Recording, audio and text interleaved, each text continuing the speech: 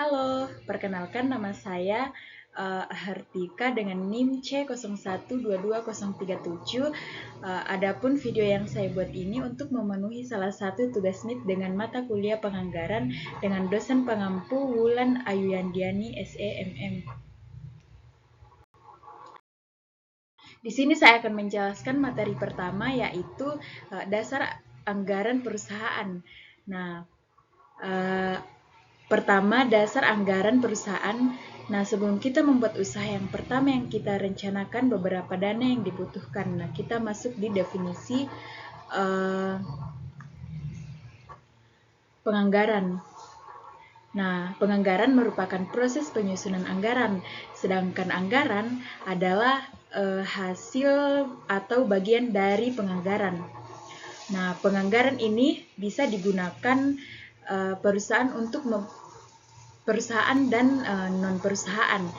Penganggaran organisasi yang tidak bertujuan untuk mencari laba. Nah, sedangkan penganggaran perusahaan itu bertujuan mencari laba.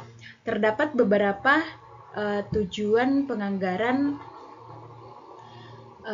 dari penyusunan anggaran, antara lain yang pertama digunakan sebagai landasan yuridis formal dan dalam memiliki sumber dan investasi dana. Yang kedua, mengadakan pendapatan jumlah dana yang dicari dan digunakan. Yang ketiga, ada merinci jenis sumber dana yang dicari maupun jenis investasi dana sehingga dapat mempermudah pengawasan. Yang keempat, merasionaliskan sumber dan investasi dana agar dapat mencapai hasil yang maksimal. Yang kelima, ada menyempurnakan rencana yang telah disusun karena dengan anggaran menjadi lebih jelas dan nyata terlihat. Yang keenam, mampu dan menampung dan menganalisis serta memutuskan setiap usulan yang berkaitan dengan keuangan. Yang keempat ini ada prosedur. Nah, prosedur adalah urutan seri tugas yang saling berkaitan dan dibentuk guna menjamin pelaksanaan kerja yang seragam. Yang pertama ada penentuan pedoman anggaran, yang kedua persiapan anggaran, yang ketiga penentuan anggaran, dan keempat pelaksanaan anggaran. Nah, apa sih manfaat dan kelemahan anggaran? Yang pertama, manfaat dan kelemahan anggaran. Semua kegiatan dapat mengarah pada pencapaian tujuan bersama. Yang kedua, dapat digunakan sebagai alat menilai kelebihan dan kekurangan karyawan. Dan keempat, memotivasi karyawan tersebut. Nah, materi yang kedua yaitu ramalan penjualan. Apa sih yang dimaksud dengan ramalan penjualan? Ramalan penjualan merupakan proses aktivitas memperkirakan produk yang akan dijual di masa mendatang dalam keadaan tertentu dan dibuat berdasarkan data yang pernah terjadi atau mungkin akan terjadi. Ada dua teknik pembuatan ramalan penjualan. Yang pertama kualitatif dan yang kedua kuantitatif. Yang pertama, kualitatif, bisa digunakan metode pendapatan antara lain pendapatan para tenaga penjualan, para manajer defisit penjualan, pendapatan eksekutif, pendapatan para pakar, dan pendapatan survei konsumen. Nah, teknik kedua adalah teknik jualan kualitatif, antara lain dengan menggunakan analisis linik produk, metode distribusi profitabilitas, analisis tren, dan analisis regresi. Yang dimaksud dengan analisis tren garis lurus, tren merupakan gerakan lambat berjangka panjang dan cenderung menuju ke suatu arah naik atau turun dalam suatu data runtut waktu, sedangkan tren garis lurus adalah waktu tren yang diramalkan naik atau turun secara garis lurus. Yang dimaksud dengan tren garis lurus bukan linear atau ada beberapa macam. Yang pertama ada tren parabola kuadrat. Yang pertama tren parabola kuadrat, yaitu tren yang nilainya variabel terikat naik atau turun, bukan garis lurus atau tidak linear. Cara menghitung tren parabola kuadrat menggunakan rumus sigma x sama dengan 0. Yang kedua ada tren eksponensial atau tren logaritma atau tren pertumbuhan adalah tren yang nilai variabelnya bebasnya naik secara berlipat ganda, bukan garis lurus. Nah, cara menghitungnya menggunakan tabel logaritma.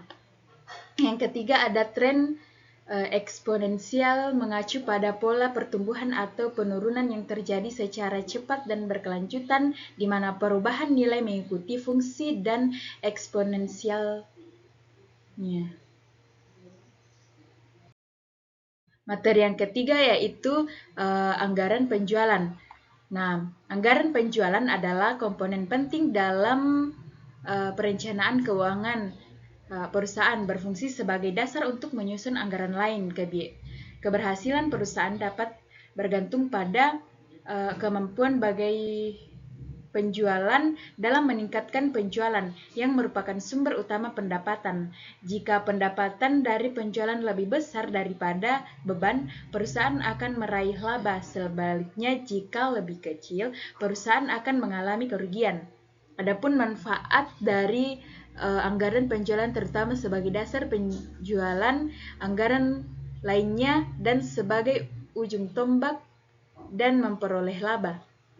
Untuk meningkatkan penjualan, perusahaan dapat melakukan dua pendekatan, meningkatkan kuantitas barang yang dijual atau menaikkan harga jual per unit. Misalnya jika harga jual per unit naik dari 10 menjadi 11 dan kuantitas terjual meningkat dari 1000 unit menjadi 1100 unit, atau jika harga diturunkan menjadi 9 dan kuantitas terjual meningkat menjadi 1.500 unit.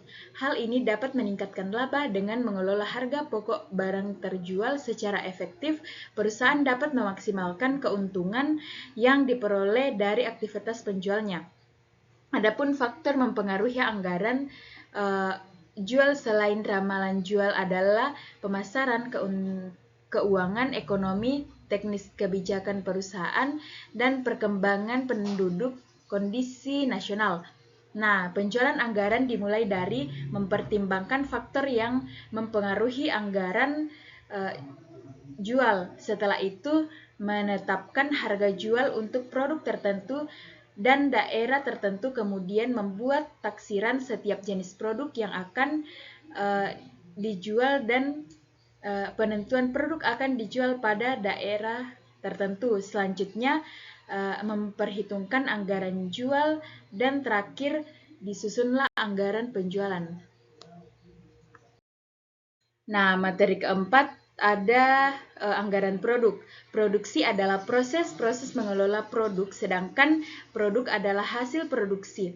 Produk dapat berupa produk jadi dan produk dalam proses. Anggaran produk adalah anggaran untuk membuat produk jadi dan produk dalam proses dari suatu perusahaan pada periode tertentu. Anggaran produk dibagi dua. Produk jadi adalah produk yang siap dijual, produk dalam proses adalah produk yang masih dalam penyelesaian. Terus, anggaran produk disusun berdasarkan anggaran jual dan anggaran sediaan produk. Dalam menyusun anggaran produk, hanya meliputi produk jadi. Untuk menyusun anggaran produk atau anggaran produk jadi, dihasilkan periode ini dihitung berdasarkan anggaran jual ditambah sediaan produk akhir yang dianggarkan yang dihasilkan produk jadi siap dijual. Produk jadi siap dijual dikurang sediaan produk jadi awal, menghasilkan produk yang dianggarkan. Dalam hal ini, anggaran produk jadi dihasilkan periode ini. Nah, dalam penyusunan anggaran produk terdapat 4 cara, yaitu yang pertama, stabilitas produk. Dalam penyusunan anggaran produk, maka tingkat persediaan dibiarkan berfluktuasi atau berubah dengan dengan syarat sediaan awal dan akhir sesuai rencana semula. Di sisi lain, pola produk juga harus konstan atau stabil. Yang kedua, mengutamakan stabil sediaan. Dengan cara mengutamakan stabil sediaan, harusnya rencana sediaan konstan atau stabilitas. Artinya, sediaan awal sama dengan sediaan akhir, dengan tingkat produk dibiarkan berfluktuasi atau berubah apabila sediaan awal dengan rencana sediaan akhir tidak sama, maka hanya beberapa periode sediaan yang sama atau stabil. Yang ketiga, gabungan antara stabil produk dan stabil. Pada cara gabungan ini, bila tingkat produk stabil, maka ada kemungkinan tingkat sediaan berubah, tetapi bila tingkat sediaan stabil, maka ada kemungkinan tingkat produk berubah. Jadi pada cara gabungan ini suatu saat produk stabil dan pada saat lain sediaan stabil, atau pada suatu saat tingkat produk berubah dan pada saat tingkat sediaan yang mengalami perubahan. Perubahannya tingkat produk dan tidak tingkat sediaan biasanya diberi batas minimal dan maksimal. Yang keempat, disesuaikan dengan keperluan manajemen. Manajemen menentukan tingkat sediaan setiap periode karena manajemen ingin mengatur tingkat perputaran sediaan. Materi yang kelima yaitu anggaran bahan baku.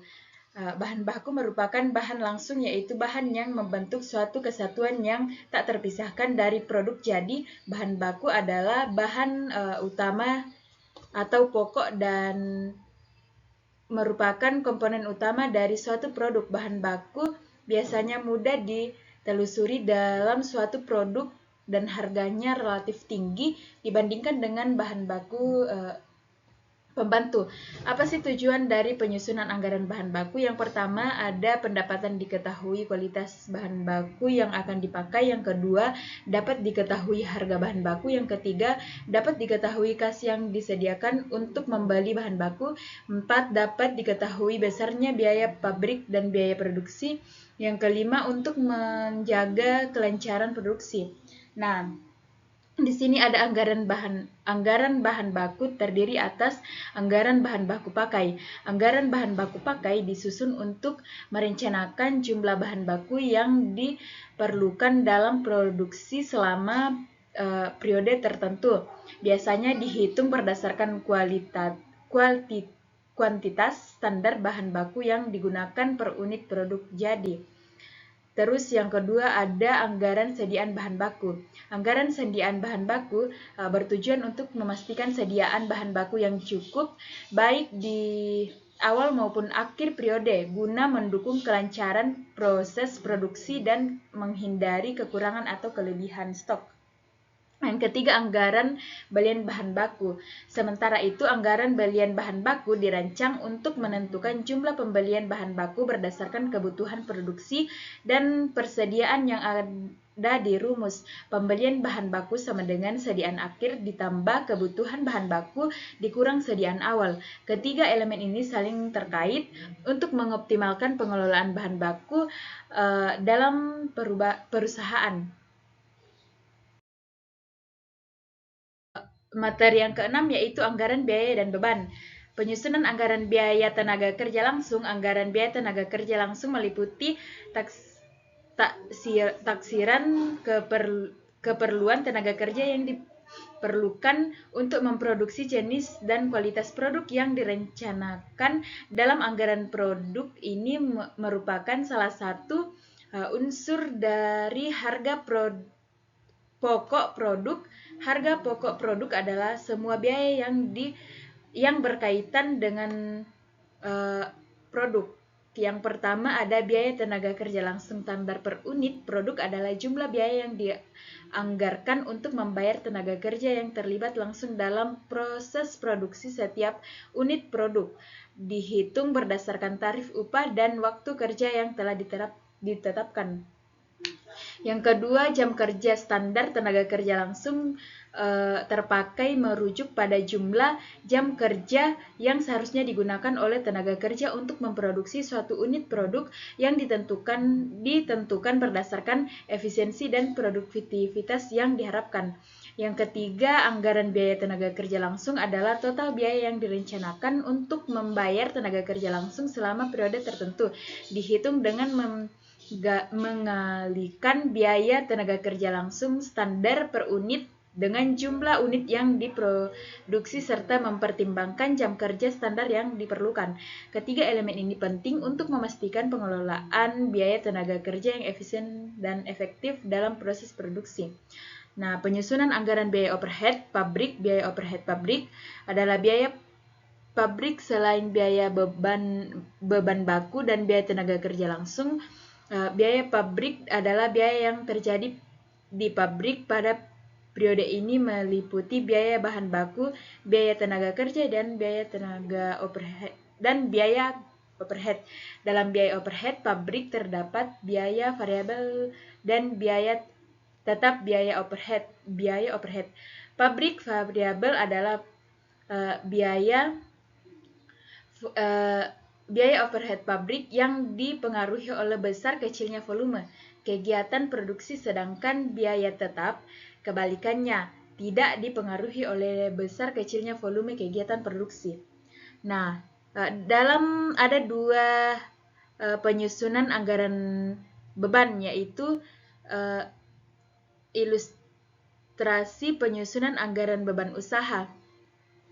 Anggaran beban usaha mencakup semua biaya yang diperlukan untuk menjalankan operasional perusahaan seperti gaji, sewa, dan biaya pemasaran yang biasanya dibagi menjadi beban tetap dan variabel.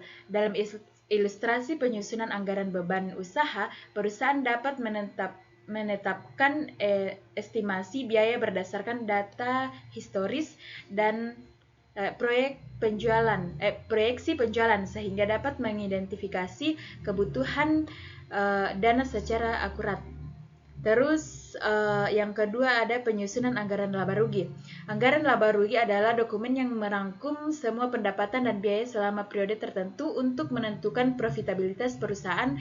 Anggaran ini mengacu estimasi penjualan, biaya produksi, dan beban operasional sehingga memberikan gambaran jelas mengenai potensi laba atau rugi yang akan dihasilkan. Dengan menyusun kedua anggaran ini secara tepat, perusahaan dapat mengelola sumber lebih efisien dan mengambil keputusan strategis yang lebih baik. 7 atau materi terakhir adalah anggaran laba rugi. Anggaran laba rugi atau laporan laba rugi merupakan estimasi dari pendapatan dan biaya yang diharapkan akan terjadi dalam suatu periode. 3 komponen utama dari anggaran laba rugi yaitu pendapatan merujuk pada total uang yang dihasilkan. Yang kedua, biaya adalah semua keluaran yang dikeluarkan perusahaan seperti biaya produksi, biaya pemasaran, dan biaya administrasi. Yang ketiga yaitu laba bersih. Laba bersih penting untuk menilai kesehatan finansial perusahaan. Nah, ada penyusunan anggaran laba rugi yaitu pendapatan. Pendapatan adalah total utang uang yang dihasilkan perusahaan dari penjualan barang atau jasa selama periode tertentu, mencerminkan kemampuan perusahaan dalam menghasilkan arus kas. Yang kedua ada harga pokok penjualan. Harga pokok penjualan atau sering disingkat dengan HPP mencakup semua biaya langsung yang dikeluarkan untuk memproduksi barang atau jasa yang dijual seperti biaya bahan baku dan tenaga kerja. Selisih antara pendapatan dan harga pokok penjualan menghasilkan. Yang ketiga yaitu laba kotor. Laba kotor yang merujuk keuntungan dari aktivitas inti perusahaan sebelum dikurangi dengan biaya lainnya. Yang keempat, beban operasional. Beban operasional yang mencakup semua biaya yang diperlukan untuk menjalankan operasional sehari-hari seperti gaji, sewa, dan pemasaran. Akhirnya setelah mengurangi beban operasional dan laba kotor diperoleh. Yang terakhir, laba bersih. Laba bersih yang merujuk keuntungan akhir perusahaan setelah semua biaya dan pengeluaran dikurangi laba bersih Ini menjadi indikator utama kesehatan finansial